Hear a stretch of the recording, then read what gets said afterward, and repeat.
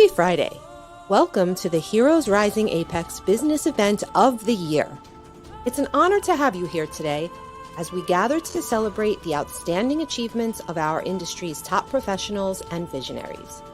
As we gear up for the main event in July, today's event is a preview of what you can expect.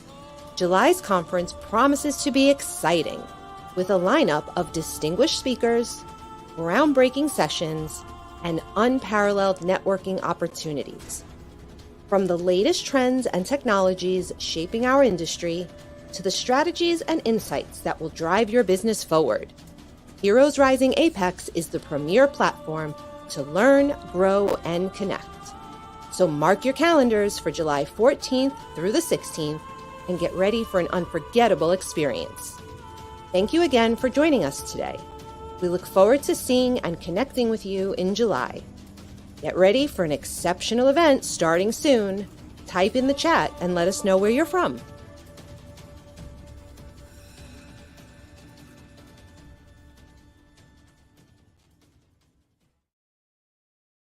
I am stoked.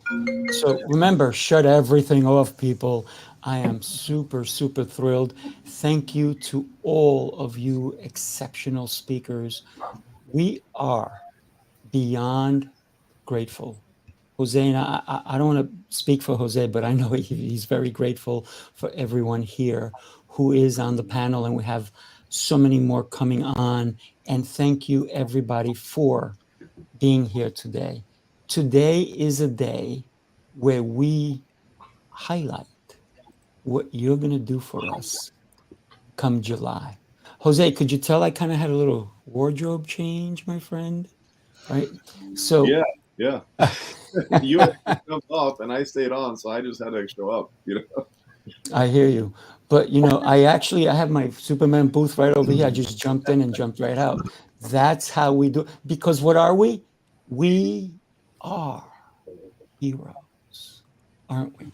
So I want to start this off, kick it off, and let you guys know that we are super stoked for July 14th through the 16th. You're going to get a glimpse. Every speaker is going to get about 5 minutes. Guess what? I'm going to tell you, we said 2 to 4. This might be go to 2 to midnight. I'm kidding. But think about it. We're going to over deliver because the speakers I have on here with us, they're not takers, people. They are givers. So if it's okay with everybody, I want to introduce you to this exceptional individual who happens to, by the way, let me tell you about Jose. Jose is just beyond, right? The guy's so busy. He taught a masterclass last night. He taught a masterclass to his kids at breakfast this morning. He even taught a masterclass to his neighbors in the middle before he got here. Then he taught a masterclass coming to us here. So Jose, really quickly, tell me your excitement level for this, and then we're going to bring our first guest, which is Francois. I'd love to get you to do that, my friend. Go for it. Absolutely. So first of all, I'm excited to be here today. I think we all are excited because we know what we have our hands on, right? We have our hands on yet one more opportunity to make a dent in the world, to create massive impact and change lives. And I think as Heroes Rising, it's in the name Heroes. And Sifu Rafael hit a nail on the head when he said that he had a little cave where he went to go change really quick. We are all heroes in our own right here, doing some powerful things, right? Powerful things. And we all have different levels of expertise and how we show up in the world and what we do. So I'm excited because I know most of the speakers here. There's a few people that I haven't even met yet that I'm excited to learn more about. So I know a lot of what these heavy hitters today are about to deliver. And this is just a taste of what's going to happen on July 14th to the 16th in Long Island, New York. So get excited. I know I am. If you are watching here today, I know many of you are, get your pens, get your pads, put on your seatbelt, lean in, lean forward, because it's about to get real. Back to you, Super Rafael. Oh, man. I got to tell you, I am super excited. Let me introduce you to this gentleman.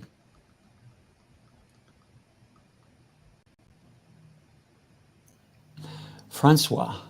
Man, I got to tell you, he couldn't be here with us because he is a world traveler, but he will be in New York. Francois Deneville, he's a veteran, 9-year veteran in the military.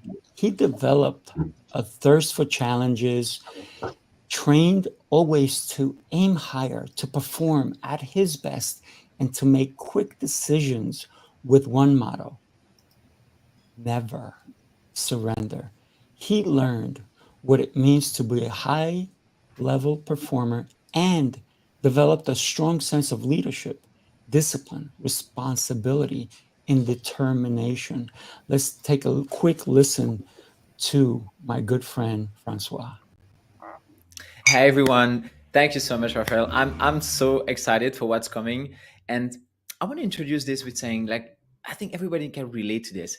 When was the last time that you said, "I should," or "not now, later, next week, next month, or next year"? Do you ever feel like time is passing by too quickly, but in the same time you keep postponing your best life for later? Well, I get it. I know you're busy. But the problem is that you are so busy that you don't do life anymore. And if you are a high performer, I mean, I know what I mean. I know it. I know it feels, right? It's like if you're under the water and you don't really allow yourself to breathe. Yeah, you look at the surface, you're like, I'm going to do one more. I'm going to go a little bit further. I'm going to achieve a little bit more. And you keep going and you keep pushing. But what if you wait too long before taking another breath? And breathing is life. And somehow, in the process of pushing and achieving, you're missing this aliveness. I think nowadays, so many people, they don't really feel it. They don't really feel the day. And it's not a nice place to be. And I know, I've been there, right? Keep pushing and pushing and pushing and become frustrated. Achieving a lot of things, but somehow something is still missing. I got lost in the noise of everything that I felt I should be doing. And although everything I did was purposeful, it was not all important. And not on all of those important things that I was doing, not everything was essential. And I realized that while creating my best life, when being so obsessed into doing the work and making this beautiful vision happen, I kind of stopped being fully alive. I was living in the future, but I was kind of missing out in the present. And this frustration grew and grew and turned into complaining. I mean, I thought I did not complain too much. Don't ask my wife, though. But soon enough, this complaint and this feeling of not knowing what to do became not doing anything. Until one day, I was about to die. I was standing in a tree, almost being swallowed by a deadly tsunami wave, destroying everything on its path. Around me, hundreds of people were trying not to drown or to escape the collapsing building caused by the earthquake that hit just a few minutes before. I was there in that tree, holding a 5-year-old girl in my arms that I just rescued from the debris of a hotel behind. And the tsunami wave was coming so fast. I looked at her in the eyes and she looked back. She was so terrified. I just said, like, it's going to be all right. But in my mind, I was thinking, that's it. You're going to die. And I started thinking about my life and thinking, like, was that it? Was that everything I could be or do? And I had all those questions coming up, like, was I great? Did I show up as my best? Did I learn to master my body, my emotions, my spirituality? Did I do good? Did I contribute? Did I have an impact? Did I live an epic life? A life that is truly make me feel alive? Like, did I carry this aliveness, this joy, and this playfulness every single day? That was very confronting. These are the questions that I asked myself when I thought it was the end. Now, what are your questions? How are you going to measure your life? Because you see, you don't have to wait for the last day to ask yourself this question. Because when you know how you will measure your life, when you know how you want to feel the last day of your life when you're going to die, you remember how you have to live. So, what is one question? Just one question that would help you to know how you need to think, how you need to behave, how you need to interact with others. What is one question that you would be asking yourself at the end of your life, and that you know that if you know that question, you can already start living like this today? And I want you to just take a few seconds just to write that down. The first thing that comes to your mind: how will you measure your life? Because you see, the problem is that we tend to live with this illusion of infinite time. We tend to keep postponing our best life for later. I should do that. I'll do it later, tomorrow, next year. But you don't have to wait. You don't have to wait for a traumatic event, something really bad happening to you, to actually start living your best life. You don't have to wait to see death in the eyes and be like, oh, maybe I should start living. Because I learned two things, two truths. We are all going to die. I'm sorry. And you know when, right? But there is no point in being in denial of our own mortality. After seeing that so close, I promise myself to live every single day of my life to the fullest and inspire others to do the same thing. Now, great, beautiful promise. How? How do I do that? How do I make the most out of my time? I became obsessed with that question, because it's easy to promise something, but what are the steps that are going to lead me there? And I went into the rabbit hole of personal growth, and I went deep, really deep. I've spent the last 5 years understanding myself and human nature and creating a process to make the most of my time, right? To really be the true architect of my life. So when that last moment, when that last day will come again, when I'm going to see and look at death in the eyes again, I want to be able to say with pride, I nailed it. That was epic. At Heroes Rising Apex, I will challenge you. I will challenge how you think. And I will share with you a framework to take back ownership of your life and show up with excellence, so you can feel this aliveness again, right? So please, don't miss that. Along with other amazing speakers, this event will be transformative. I really hope to see you there. Thank you. Bam! What powerful message. Let me ask you a question. What takeaways did you get from that? How can we transform our lives daily? The other thing I want to let you know is that if you're watching on any of the platforms, I'm going to tell you, if you do not register, and I'm going to give you that information now, we are taking it off in about 3 minutes. We're going to remove it from all the social medias, and it's only going to be available to those who are registered for this event. I'm not trying to be mean. I'm just trying to let you know that this event is about you guys. We want you to be here. We want to know that you've invested a couple of clicks just to be here with us. Who is ready to listen to the next speaker? But remember, in the middle of that, I'm going to take off all the social media, and it's only people who are registered that are going to be here with us.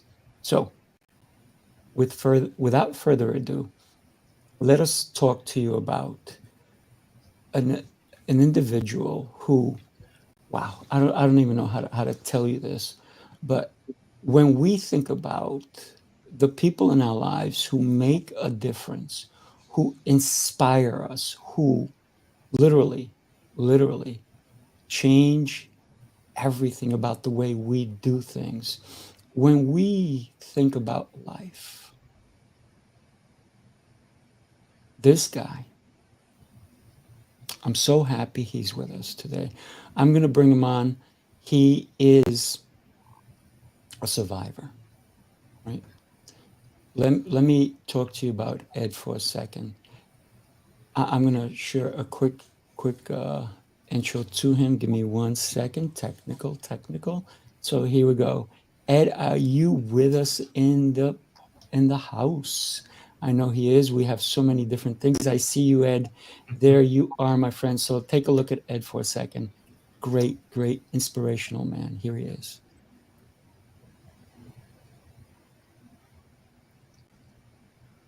Man, he's a showmanship. Can you see that? He's like, what? So, Ed Miskey is currently celebrating 10 years as a sole survivor of a rare cancer. With the publishing of his book, Cancer, Musical Theater, and Other Chronic Illnesses, you have to admire the energy that he put into going through this terrible thing, surviving it, and then being there for other people. His book is available at Barnes & Noble. Remember that place, people? Barnes & Noble, and at other people, other publishers, if you will, other bookstores. For the last 17 years, Ed has spent his life in New York City writing, producing, and performing. These ventures have taken him all over the US and the world. Currently, he is the executive producer of his upcoming musical, a TV pilot, based on his book, Cancer, Musical Theater, and Other Chronic Illnesses. Ed, my friend, thank you so much for being here with us. Love to hear your story, my friend. Thank you, Sifu. Hi, everyone. I'm Edward Miskey. I am New York City based, and I don't know what else to add to that introduction. I am the author of Cancer, Musical Theater, and Other Chronic Illnesses. It is available in about 30 or 40 different retailers right now. And as of yesterday, I'm happy to update that I will be available in the Drama Bookshop in New York City on 39th Street. So if I have any New Yorkers in here, get your butts to the Drama Bookshop and pick up a copy. So what I'm going to talk about, and I talk about this a lot on different speaking engagements and podcasts that I'm a guest on, is kind of the idea of death and not living the life that you want to be living. Very similar to Francois' point that he made before. And someone in the audience had said, you don't have to wait for a tragic event or a traumatic event to start living. And to that point, I would like to kind of jump off of that and say, when you come out on the other side of cancer, we have this narrative within the media that everything just goes back to being, the way that things were before. And the reason I wrote my book in the first place is because that was not my experience. And it took me a really, really long time to kind of have the language to articulate how I felt in that time period. And the only way that I can really equate it is death. I'm obviously very much still alive, but the person that I was prior to coming into treatment is long gone. I consider that to be a death. The person that I was during treatment is also long gone. I consider that to be an additional death. And the person that I was shortly after being told I was cancer-free is also long gone. And I consider that to be a death. So you hear that adage of like, I've died 1,000 times and whatever the rest of it is. But I can very much personally relate to that in a sense, because I spent years, and the reason I say the person I was after I was cancer-free is long gone and dead is because I spent those years trying to become the person I was beforehand again.